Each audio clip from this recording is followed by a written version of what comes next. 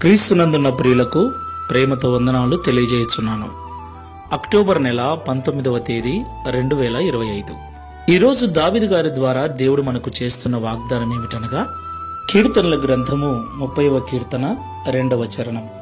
యెహోవా నా దేవా, నేను నీకు మొరపెట్టక నీవు నన్ను స్వస్థపరిచితివి. ఆమేన్. నా ప్రియమైన సహోదరి సహోదరులారా, మనం ఆరాధించే దేవుడు మొర వినే దేవుడై ఉన్నాడు. దేవునికి మహిమ కలుగును గాక. మొర అంటే ఏడ్చే స్వరం. ఎవరైతే ఏడుస్తూ కన్నీళ్లతో తమ బాధను దేవునికి చెప్పుకుంటారో వారి మొరను దేవుడు ఖచ్చితంగా వింటాడు.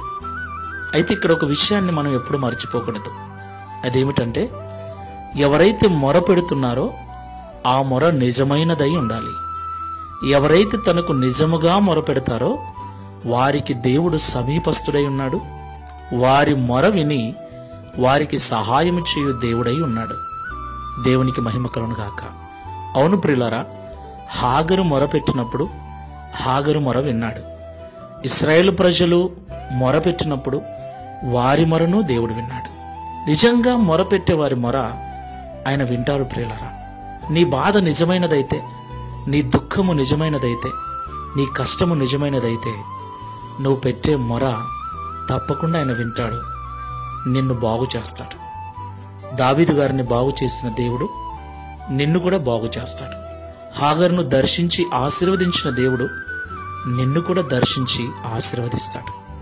ఇశ్రాయేలు ప్రజలను విడిపించిన దేవుడు నీ శ్రమ నుండి నిన్ను కూడా విడిపిస్తాడు. కాబట్టి దేవునికి మొర పెట్టడం అలవాటు చేసుకుందాం. కన్నీళ్లతో మొర పెడదాం. ఆ మొర దేవుని సన్నిధికి చేరునట్లుగా నిజమైన మనస్సుతో, యథార్థమైన హృదయంతో మొరపెడదాం. ప్రార్థన చేసుకుందాం.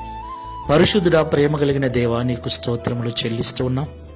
ఈ ఉదయకాల సమయంలో మాతో మీరు మాట్లాడిన ప్రతి మాటను బట్టి వందనాలు చెల్లిస్తున్నాం.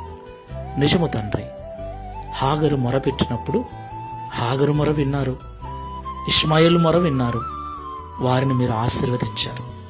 ఇశ్రాయేలు ప్రజలు మొరపెట్టినప్పుడు వారి మొర విని మోషేని పంపించి వారిని బానిసత్వం నుంచి, శ్రమ నుండి విడిపించారు. తండ్రి, నీకు స్తోత్రములు చెల్లిస్తున్నాం. ఎవరైతే నిజముగా నీకు మొర పెడతారో, కన్నీళ్లతో తమ స్వరాన్ని నీకు వినిపిస్తారో, ఏడుస్తూ నిన్ను పిలుస్తారో వారి మొర ఖచ్చితంగా వింటారని దావీదు గారి ద్వారా మాతో మాట్లాడినందుకు స్తోత్రాలు.